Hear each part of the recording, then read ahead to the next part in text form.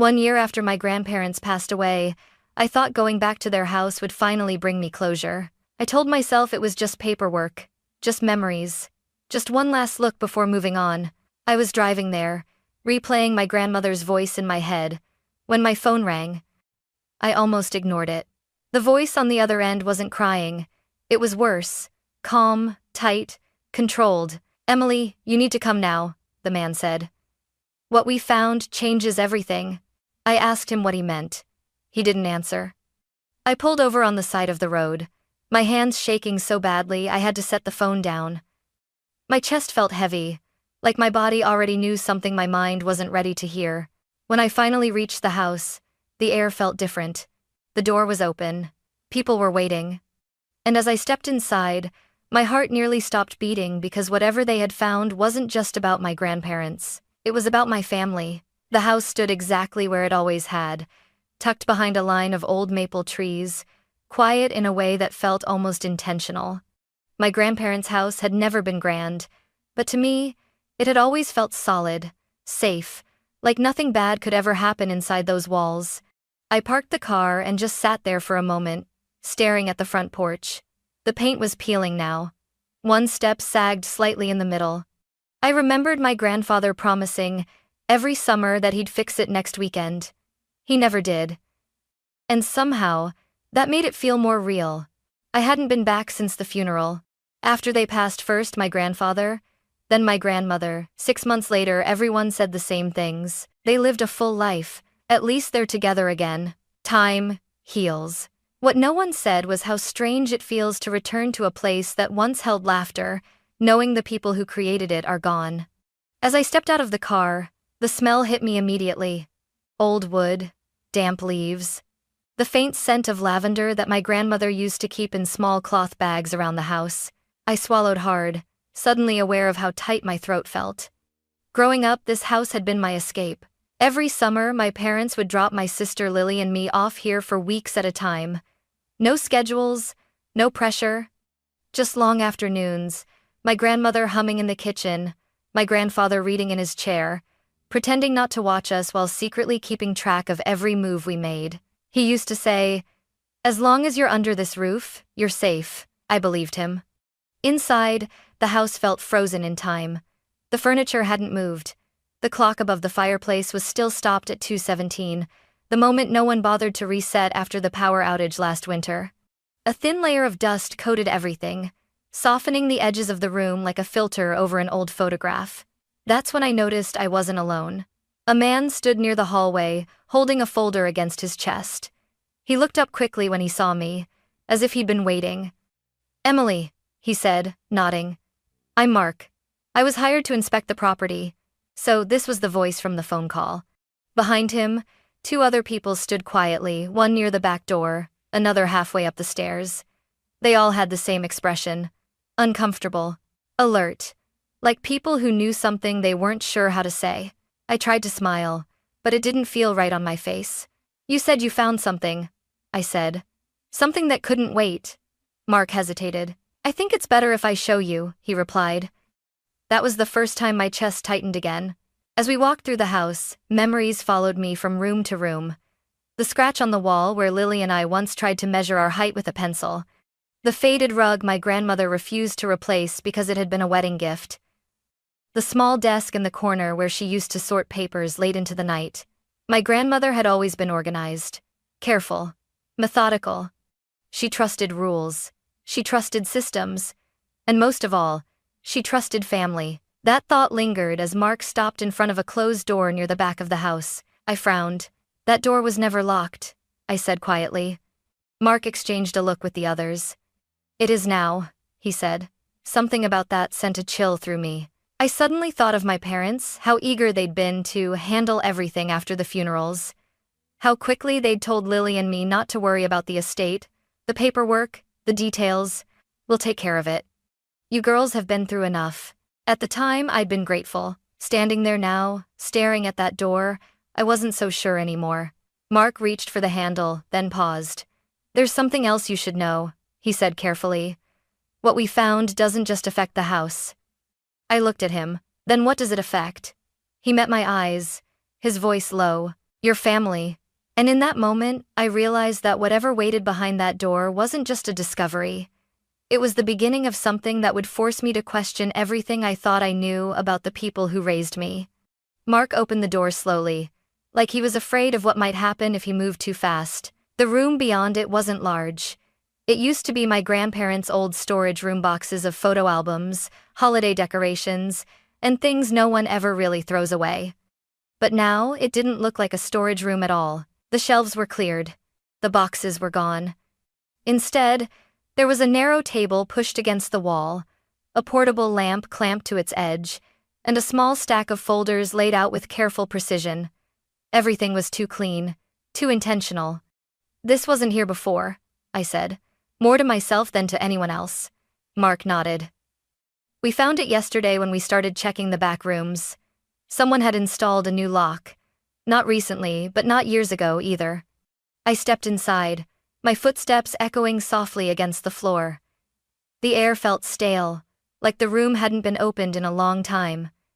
My eyes were drawn immediately to the folders. They were labeled dates, account numbers, names. I recognized some of them neighbors my grandparents had known for years, people who used to drop by with pies or stop to chat on the porch. Others meant nothing to me at all. "What is this?" I asked. Mark hesitated again, and that hesitation was starting to scare me more than any answer could. "We're not entirely sure," he said, "but based on what we've seen so far, these aren't personal documents. They're financial." That made my stomach twist. My grandmother had handled paperwork for friends, occasionally helping them understand forms, explaining things in plain language. She was careful about it, almost obsessive. She used to say, "If it's not documented properly, it doesn't exist." I reached for one of the folders, then stopped. "Am I allowed to look at these?" I asked. "You own the property," Mark replied. "Legally, yes, but I think you should be prepared." Prepared for what? I opened the first folder. Inside were photocopies of bank statements, letters addressed to people I barely remembered, and handwritten notes in my grandmother's neat, familiar script. But there was something wrong with them. Small inconsistencies, numbers that didn't align, transfers that didn't make sense, and then I saw a name that made my chest tighten. Lily Carter. My sister's name was written in the margin of one page, underlined twice. I flipped to the next document. Her name appeared again. "Why is my sister's name on this?" I asked, my voice sharper now. Mark glanced over my shoulder. "That's one of the reasons we called you." I felt suddenly dizzy. Lily had never been involved in anything like this. She struggled just to keep her own life together. Teaching during the day, waiting tables at night, barely scraping by. She hated paperwork, hated banks, hated anything to do with money. "This has to be a mistake," I said quickly. She couldn't. "We don't think she did anything," Mark interrupted gently. "But her name appears on multiple documents, as a reference, sometimes as a contact, in a few cases, as an authorization." The word hit me hard. Authorization. I closed the folder, my hands shaking. "No," I whispered. "That doesn't make any sense." That's when another detail surfaced in my mind, something I hadn't thought about in years. A conversation Lily and I had late one night, after her divorce. She'd mentioned getting strange letters from banks she didn't recognize. Requests for confirmation. Accounts she swore she'd never opened. She'd laughed it off at the time. "Probably a scam," she'd said. "I just threw them away." I told her she was probably right. Now, standing in my grandparents' house, that memory didn't feel harmless anymore. I looked around the room again, suddenly aware of how deliberate everything was. The lock, the labels, the careful organization. Someone hadn't just hidden these documents. They'd been managing them. "Who else has been here?" I asked quietly. Mark's jaw tightened. "Your parents stopped by a few times after the funerals. They said they were sorting things out for you and your sister." My pulse started pounding in my ears. I remembered how quickly my mother had insisted Lily and I not worry about the estate. How my father had told us it was too complicated, and that they'd already spoken to professionals. "Trust us," he'd said. "We're just trying to help." At the time, I'd believed him. Now, as I stared at my sister's name written over and over on documents she'd never seen, a different feeling crept in, slow, heavy, and impossible to ignore. Fear. Because if Lily hadn't put her name there, someone else had. And whoever that was had done it from inside our family. I don't remember sitting down, but suddenly I was on the edge of my grandmother's old armchair, the folder resting on my knees like it weighed 100 pounds. Mark watched me carefully. "There's something else," he said. We weren't sure when to bring it up. My heart sank. "There's more?" He nodded and reached into his bag, pulling out a thin envelope. It was yellowed at the edges, the paper soft with age. I recognized the handwriting instantly. My grandmother's. My breath caught in my throat. "Where did you find that?" "Behind a loose panel in the hallway closet," Mark said. It was taped to the inside, like she didn't want it discovered by accident. The envelope was addressed simply, Emily. No last name, no date. My hands trembled as I took it. My grandmother had always been precise with words, careful with intentions. If she'd hidden this, it meant something. I hesitated. "What if I'm not supposed to read it yet?" I asked. Mark didn't answer. He didn't need to. I broke the seal. The letter inside was 3 pages long, written in her familiar neat script, though the lines wavered slightly toward the end. She must have written it when her health was already failing. "My dear Emily, if you're reading this, it means I didn't have the chance to explain things myself."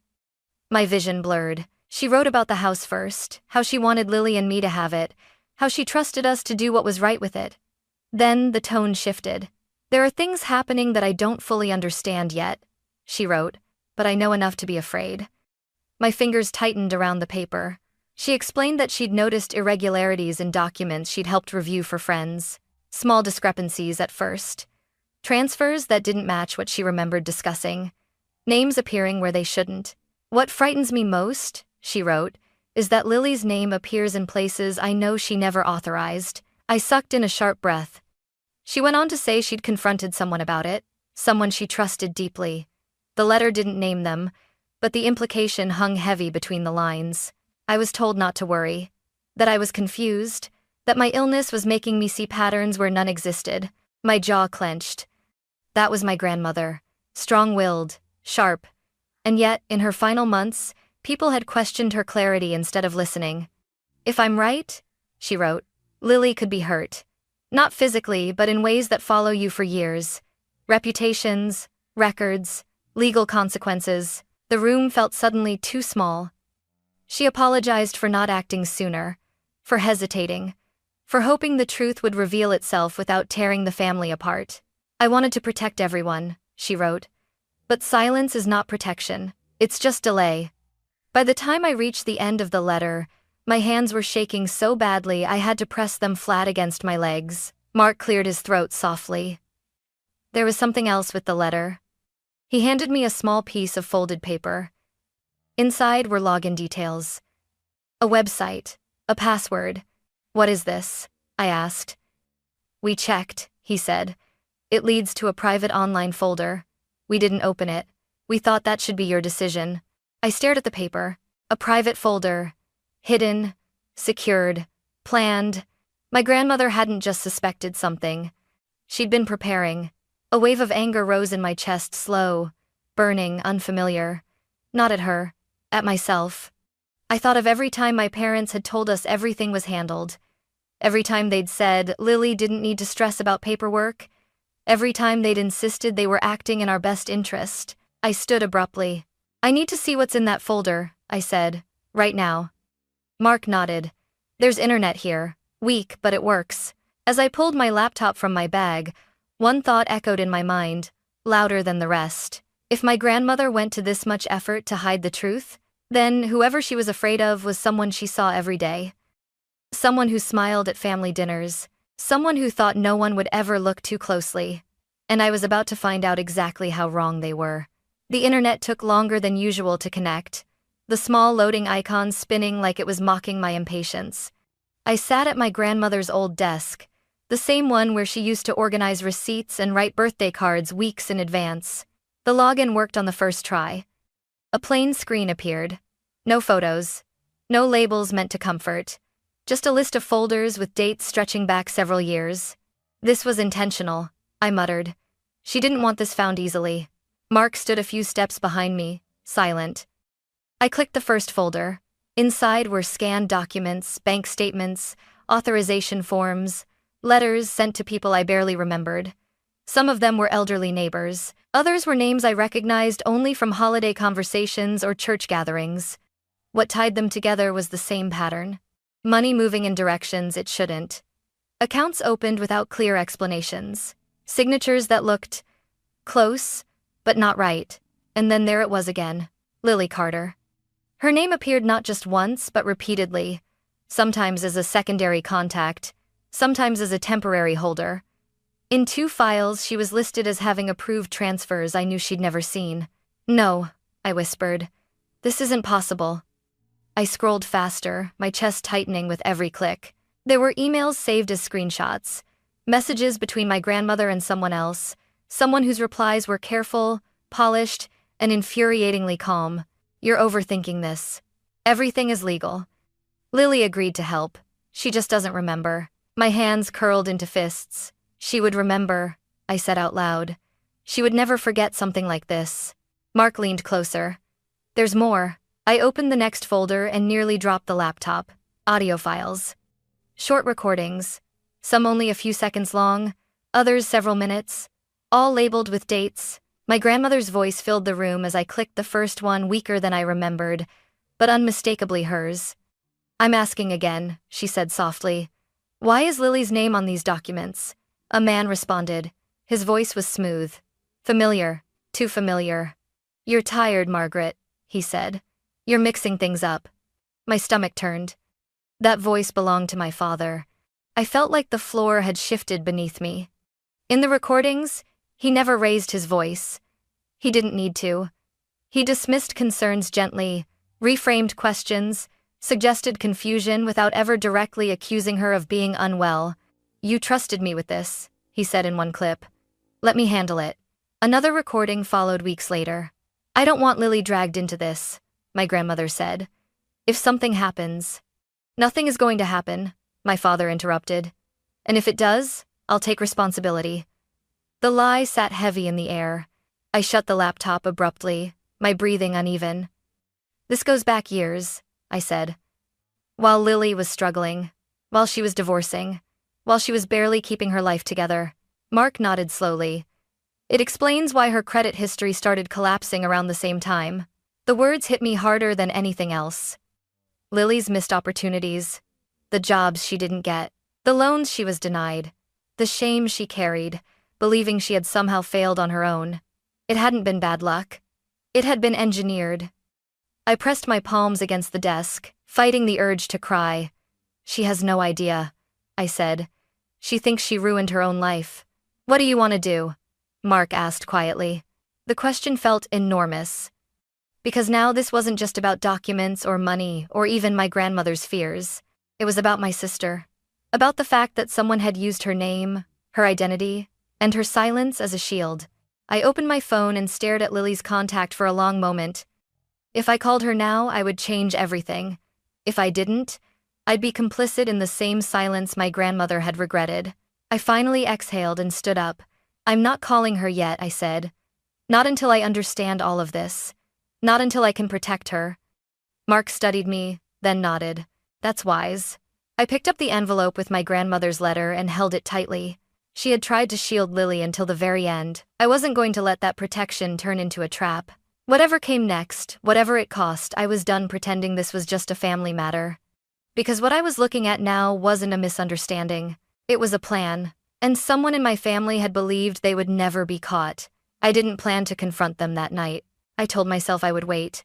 Gather everything. Speak to a lawyer. Protect Lily before she even knew she needed protection. But plans have a way of falling apart when fear turns into anger. My phone buzzed as I was packing the documents back into my bag. "Mom," I stared at her name on the screen, my heart pounding so loudly it felt like Mark could hear it. I answered. "Emily," she said, too quickly. "Where are you?" "At Grandma's house?" I replied. There was a pause. A small one, but I heard it. "You shouldn't be there alone," she said. "Your father and I were going to stop by tomorrow. There's no need to dig through old things. It's all handled." That word again. Handled. "I already saw them," I said quietly. "Saw what?" My father's voice cut in. Suddenly on speaker, I closed my eyes. The files, I said. The recordings, Grandma's letter. The silence on the other end stretched long enough to make my stomach twist.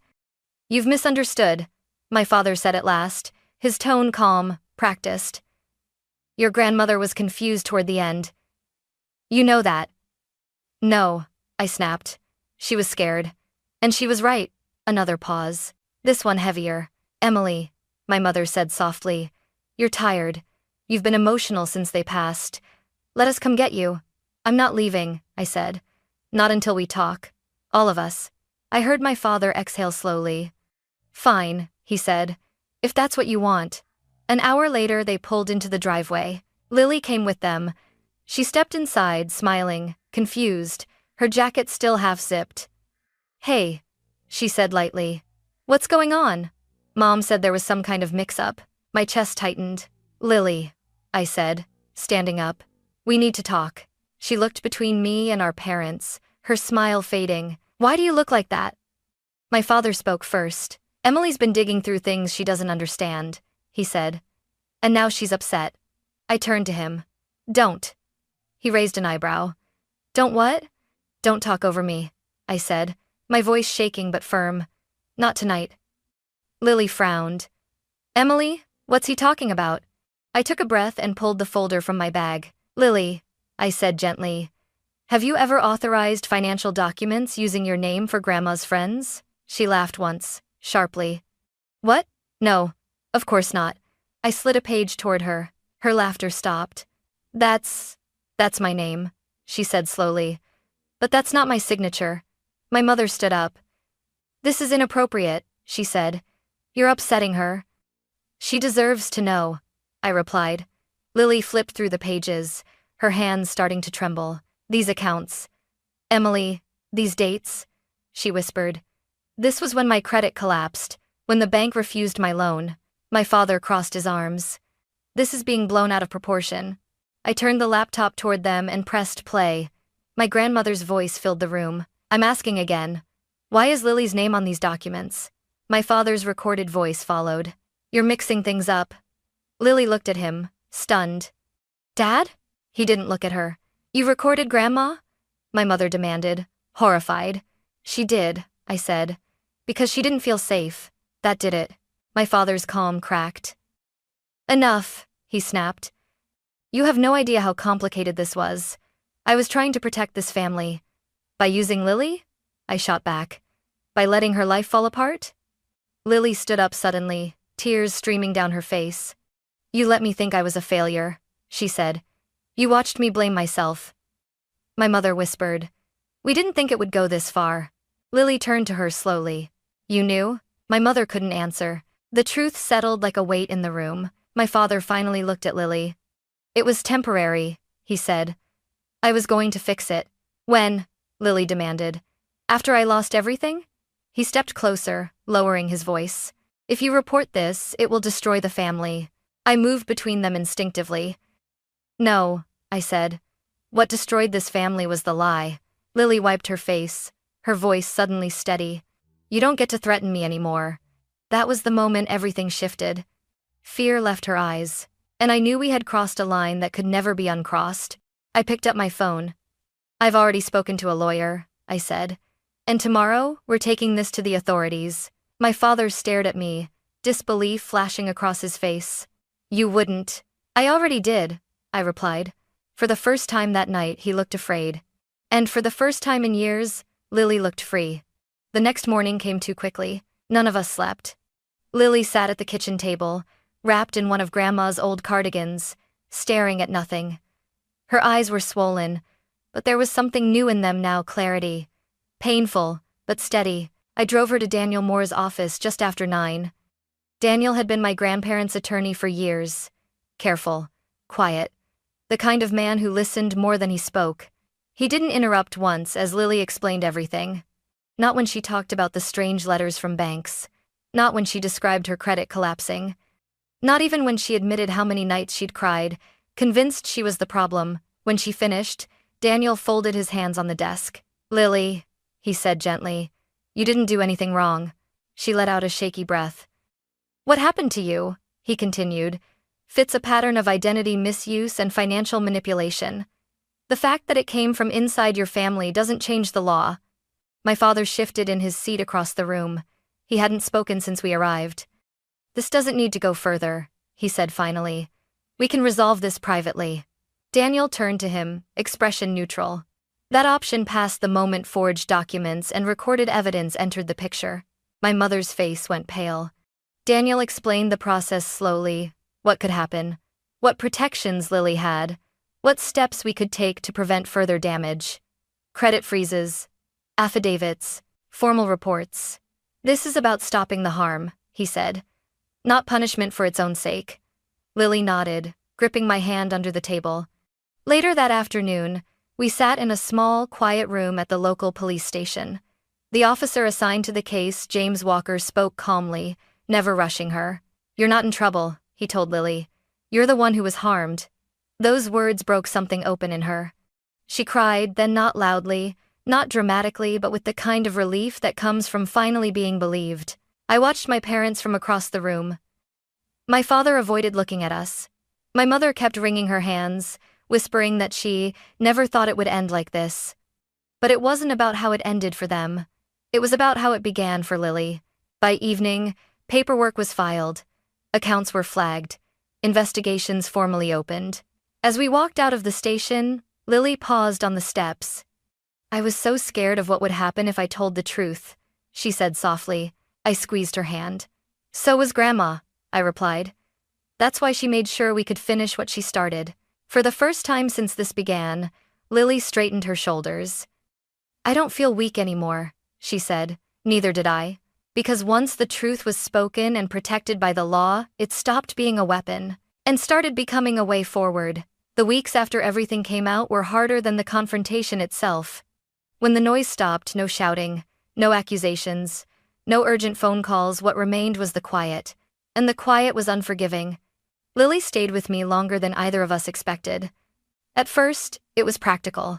She didn't feel safe being alone. Neither did I, if I was honest. But soon, it became something else. A kind of unspoken agreement that we didn't want to face the aftermath separately. Some nights, she barely slept. I'd wake up to the sound of her pacing the living room, wrapping and unwrapping her arms around herself like she was trying to hold something together from the inside. I keep thinking I missed something, she admitted one night, sitting on the floor with her back against the couch. Some sign that should have told me this wasn't my fault. I sat beside her. You trusted the people who raised you, I said. That's not a flaw. She nodded slowly, but the guilt didn't disappear that easily. During the day, life turned into forms, phone calls, and waiting. Waiting for credit agencies to respond. Waiting for confirmations. Waiting to see if the damage could actually be undone. Daniel checked in often, explaining each step carefully, reminding Lily again and again that the law was on her side, that what had happened to her had a name, that it wasn't a personal failure. Still, every small update felt enormous. The first time a fraudulent account was officially removed from her record, Lily stared at the email for a long time before handing me her phone. So, this is real? She asked. They believe me? Yes, I said softly. They do. She covered her mouth and cried, not from fear this time, but from relief. Our parents didn't take the distance well. At first, the messages were angry, then pleading, then defensive. We were trying to protect you. You don't understand how complicated it was. Families don't do this to each other. Lily listened to every voicemail once. Only once. After that, she deleted them without opening them. I spent years explaining myself to people who weren't listening, she said. I'm done doing that. We set boundaries that felt brutal but necessary. No unannounced visits. No emotional negotiations. No rewriting what had already been proven. It wasn't about punishment. It was about survival. The house became the final task hanging over us. Sorting through it was strange, now less painful, more deliberate. We worked room by room, deciding what mattered and what didn't. Some things surprised us. We kept my grandmother's handwritten recipes, even though neither of us really cooked like she did. We kept the chipped mug my grandfather always used, the one he insisted tasted better than any other. And we kept the cardigan Lily wore almost every day now, even in summer. Letting go of the rest didn't feel like loss. It felt like breathing. When the sale finally closed, Lily stood in the empty doorway longer than I expected. I thought she might cry. Instead, she exhaled slowly. I used to think this place was the only proof that we were loved, she said. But it wasn't the house. I waited. It was what Grandma tried to do for us, she continued. Even at the end, that realization changed something in her. In the months that followed, Lily started standing taller, speaking more confidently, laughing, really laughing, without immediately apologizing for it. She found a new job, not glamorous, not perfect, but honest, built on a clean slate that belonged to her. One evening, as we washed dishes together, she glanced at me and said, "I don't feel broken anymore." I smiled. Because you never were. Healing didn't arrive all at once. It came in quiet moments. In boundaries held. In truth spoken without fear. And for the first time since this began, the future didn't feel like something we had to brace ourselves against. It felt like something we were allowed to step into. People like to say that time heals everything. I don't think that's true.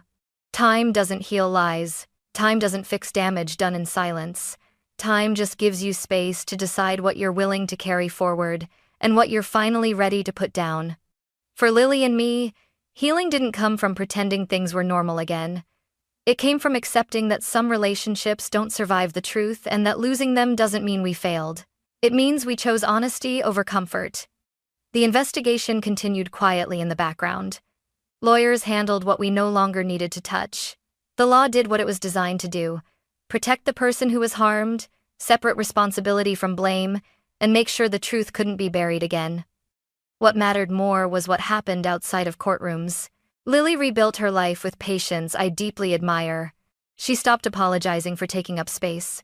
She stopped explaining herself to people who had already decided not to listen. I changed too. I learned that being loyal doesn't mean staying silent, that love isn't proven by endurance of harm, and that protecting someone even when it's hard is an act of courage, not betrayal. We still visit our grandparents' graves together. We bring flowers. We talk to them like they're listening. In a way, I think they are. My grandmother once wrote that silence isn't protection, it's just delay. She was right. Family isn't defined by blood alone. It's defined by who tells the truth when it's uncomfortable, by who stands between you and harm, by who chooses your safety over their own pride. Lily and I didn't lose our family that year. We finally understood what one really looks like. And for the first time, that understanding feels like peace.